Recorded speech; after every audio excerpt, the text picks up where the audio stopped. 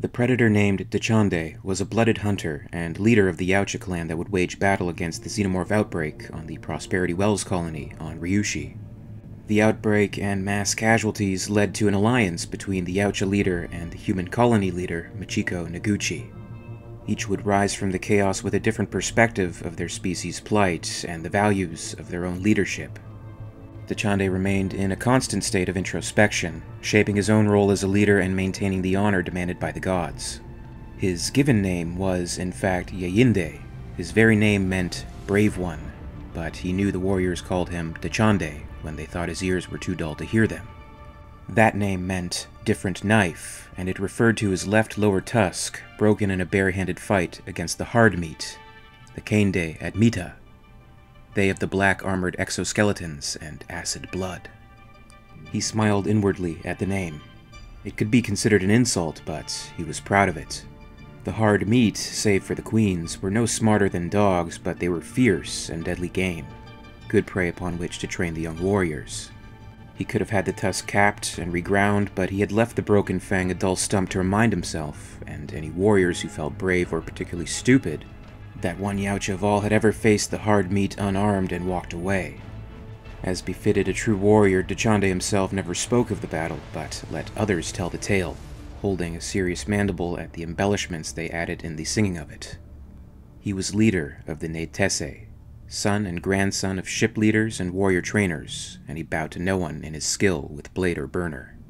He had taken hundreds of young males out to learn the hunt and had lost but a dozen, most of whom would still be among the living had they obeyed his orders. Though he never spoke of it, he would often dream of the hunt that earned him his blooded status and the costs that came with it. The dream was always the same, always as vivid and detailed, burned in his memory, as if he were reliving events from the previous day. Yeyinde aimed at the Hard Meat drone with his burner and depressed the control. The running bug howled and fell back, limbs clattering. Behind him, the leader shouted commands to the other students as the hot, harsh liquid splashed down from the sky, obscuring suit vision. Another drone ran toward him and Yeyinde fired again, excited and anxious all at once. He felt fear, clench his bowels briefly, but the cold twist was quickly overridden by heat. The beast in him snarled and grew proud. 2. His first hunt, and there were 2 in his name. The threat seemed to fall away as the bugs stopped their assault. Yeyinde spun around, looked for more to kill. The leader, Eninde, called out. The hunt was completed. The Yautja cheered and hissed their triumph, Yeyinde's voice among them. He looked through the dancing young warriors for Nehiminde, whose blood he shared by the same father. Nehiminde was a strong Yautja and a fast fighter, but surely did not kill 2. Nehiminde and he had grown together, play, hunting as growling suckers, and now they would share their first kill, share the victory of the blooding. How could life get any better than this? Nehiminde! Yeyinde moved through the rain and called for his brother. Nehiminde! A talon fell hard on his shoulder. Eninde. Nehiminde is dead, the leader said coldly. He did not move properly. Now go stand at your kill for approval. Yeyinde widened his eyes. The young warrior stood and trudged back to the fallen drones. That a warrior's life was hard, he knew. That Yautja sometimes died, he knew as well. Nehiminde gone. It did not seem real that it could be. Unbidden came a memory of a time when he and his brother had sat drinking kintlip, the fiery brew that fogged mind and body with pleasure. Someday they would be leaders, not only of ships, but of other leaders. Great would be their fame. Stories would be sung of their hunts for 1,000 years, each of them was certain. It had been as clear as the high mountain air to them. Warriors together, they would hunt. They would make the females howl in ecstasy. They would father each 200 sucklings. Much could be laid to the liquor, of course, but he and his brother had truly believed the core of their fantasy. They would be the ones to survive and rise. It would be the other unblooded who would fall. Of that there had been no doubt. None. Only now, it was his brother who had fallen, and his own head was hung low after his first hunt. Yeyinde raised his eyes and saw the results of his prowess. 2 bugs lay on the watery ground because of him. And at that moment he saw the path. There would no longer be a place for the dreams of youth in him. Nehiminde was gone, but he was alive and now a warrior. And a warrior did not waste his time looking over his shoulder at the past. Done was done. Regret would not bring back the dead. Yeyinde held his head high as Eininde traced a claw wet with hard meat thwei in the space between his eyes. He ignored the sharp sting as the acid thwei cut into his flesh to mingle with his own blood that neutralized much of the hard meat's power. The burning mark was proof of his skill and his adulthood, a jagged, etched badge for all to see. Of all the Yautja on this hunt, only he had killed 2. Never again would he bow to the kinship of other males. Aligning oneself with a loser was not the path, and any Yautja could lose. Dachande awoke warm with pride of the memory. It was long ago, and there had been many hunts since, many of them harder and bloodier than the first. But the first had been where he discovered the truth of the warrior. It was a truth that had served him well. Now it was his turn to pass the knowledge on, to teach it to the young ones who had yet to feel the power of the hunt, to know the joy of the first kill. It had been a long time since he had felt that newness, but the dream brought it back as if it had only been moments past. The hunt was what a warrior lived for.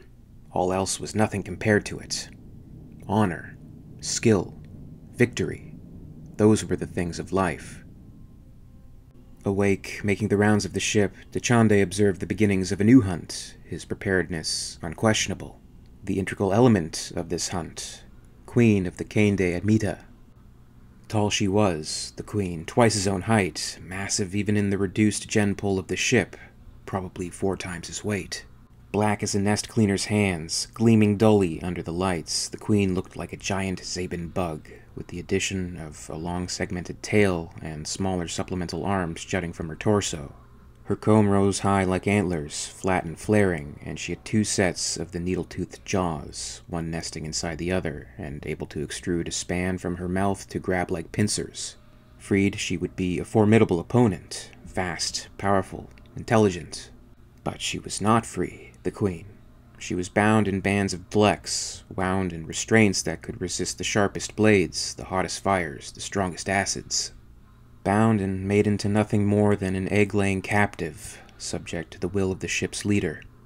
A conveyor ran beneath her massive ovipositor, catching the precious eggs and carrying them into the packing compartment.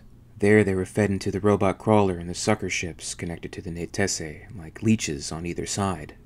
Inside the suckers, the robots treaded machines designed for one purpose, prepared themselves to transport and place the eggs on fertile ground. Like a mechanical mother, the robots would leave the eggs where they could open, and the crab-like first stage of hard meat could find game to infect with the next stage. Those embryos would eventually chew their way free of the hapless host to become drones, the final stage for most of the hard meat. Prey to the warriors he had brought to learn the rules of the hunt. Stupid but deadly, the hard meat would teach the main lesson the young ones needed to know. Move well or die. There was no room for error in the hunt. Dachande looked at the fettered queen, the fleshy egg she laid. His own trophy wall on the homeworld held 6 of the hard meat skulls, bleached and clean, including the one he had killed with his bare hands, as well as a queen, taken during a hellish hunt in which 9 already blooded warriors had died. He had killed 50 others, but had kept, as well as proper, only those he thought worthy of his wall. They were fierce, but usually no challenge to one such as himself. If he had occasion to face one on these hunts, he would limit himself to spear or wrist knife. After all, any Yautja could burn the hard meat. A leader had to handicap himself. The females smiled upon a brave male more often than they did others. Dachande had never lacked for female attention before, nor did he intend to begin now. He had sired 73 suckers over the years since he had first become a blooded warrior, and he was planning on reaching 80 by the end of the next breeding season. A Yautja did what he had to do to bolster his line, and when his final hunt took place, he intended to leave behind a legion of younglings. Any hunt could be the final hunt, that was the path, but he did not think this would be the one. This was routine. He had led a score of missions such as this one, and he could do it blindfolded with dull blades and a deadly burner in his sleep. An easy run. Gekemon, simple. Dachande felt he should go and release some of the pressure that had built up among the young males. A couple of them in particular were showing signs of preparing to do something stupid, such as challenging a blooded warrior or even the leader himself. Young males were not a whole lot brighter than the hard meat, Dachande sometimes thought. They would learn. just as he had learned. They were not the gods' gift to the universe. He would see to it, or he would see them dead. Either way was the path. Dachande walked slowly down the dim corridor toward the K-Rite, the room where the training Yautja learned blade and simple unarmed combat. Many leaders focused on the importance of shift-suit mechanics and burners in the teaching of the hunt, but not he. From long experience, Dachande knew that sometimes there was nothing to rely on outside of one's own prowess. To teach anything else would be to risk the death of future warriors, and a good leader had many students still hunting. The measure of a teacher was the lifespan of those he taught. The longer they lived, the better the instructor. Dachande inhaled deeply as he neared the K-Rite. The musk of aggression was strong in the air, an oily, bitter smell that promised confrontation, but he did not hurry. Being the eldest blooded on a hunt had its privileges. No fight would begin without the leader to witness it. The winding passageway narrowed to an arched entry in front of Dachande, the walls lined with hard meat armor. Already he could hear the clatter of taloned feet and the mumblings of expectation. He stepped through the arch and waited for acknowledgement. Quickly he located the students he had picked to cause trouble early on and marked them. Mande, the short one. Garta, with the long tress. And Dachande, who talked louder than any other. Of the three, Garta would be the least trouble. He was but a follower. But the other two. One by one, all heads bowed to him. Dachande nodded curtly, never taking his sharp yellow gaze from the group, Dachande in particular.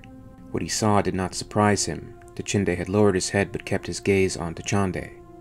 When he saw that his leader watched in return, he flared his lower mandibles and raised his head to face him, a sure sign of aggression.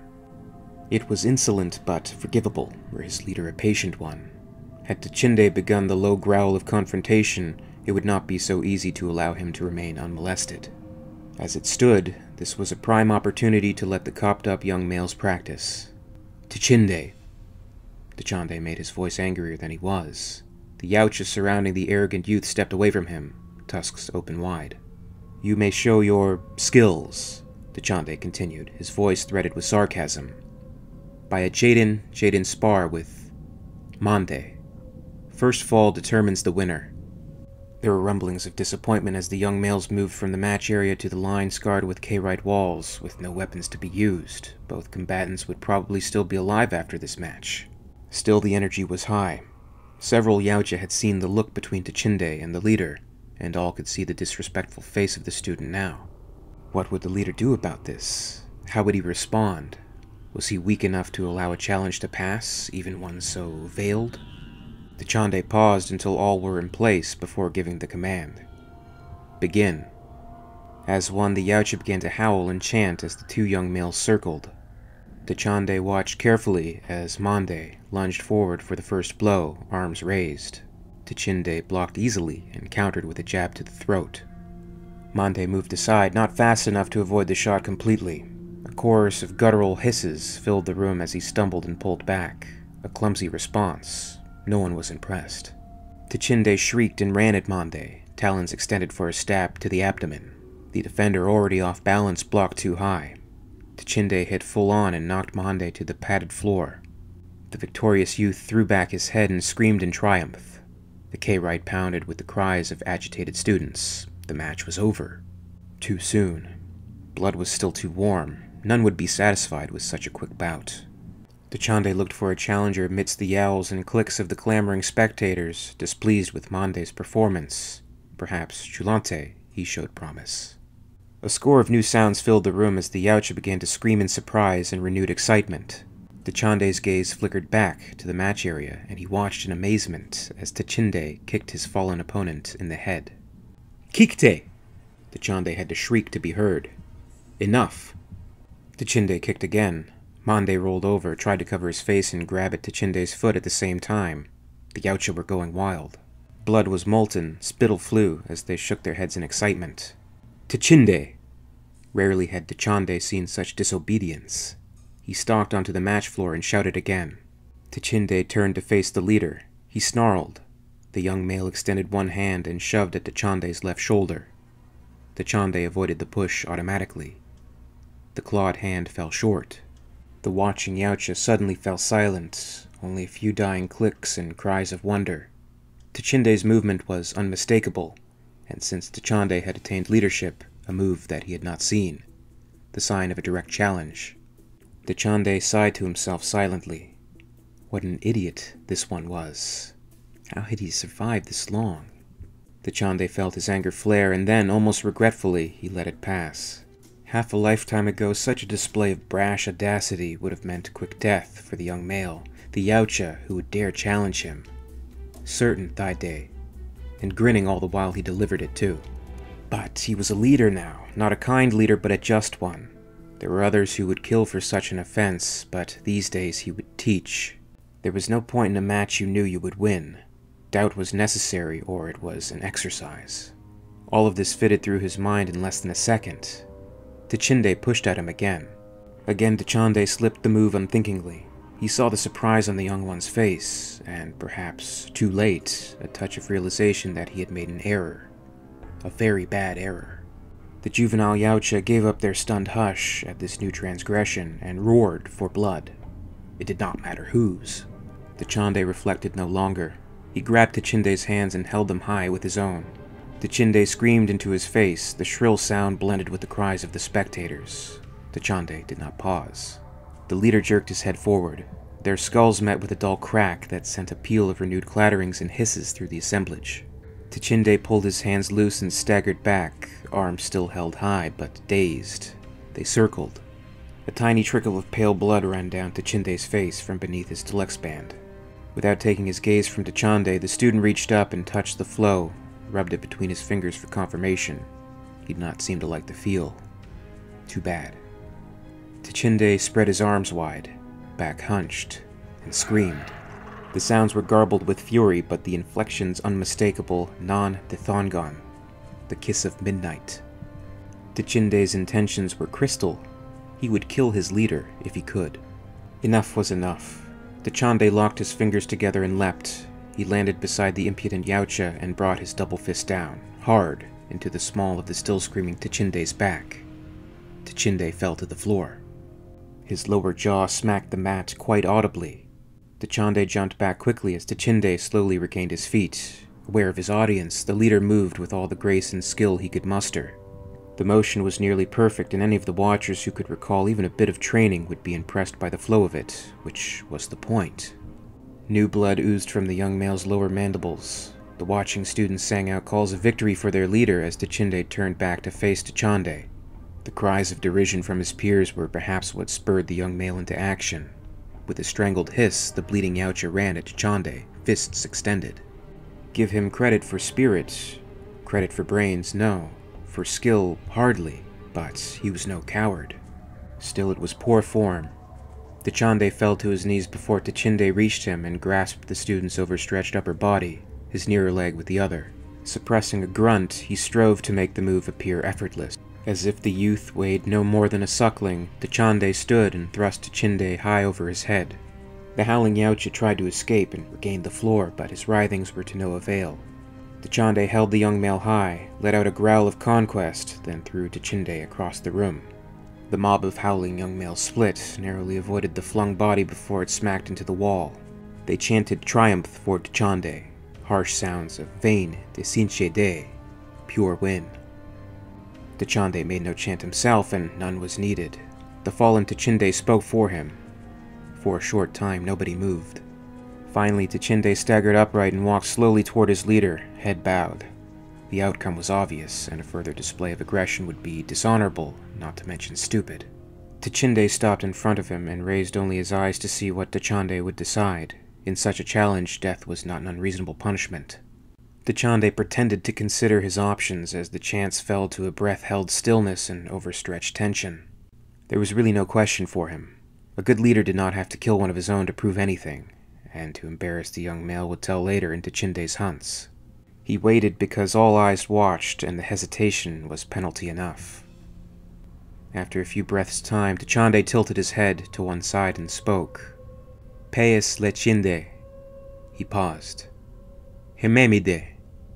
Dachande hung his head lower and stepped back, his relief visible. Several young males came forward to touch Dachande's hair in appreciation of the leader's compliment.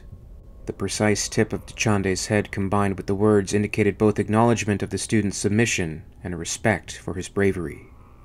Remember God's practice. Dachande was allowed his life in his name, but with the ritual warning, a slap to his embarrassed face.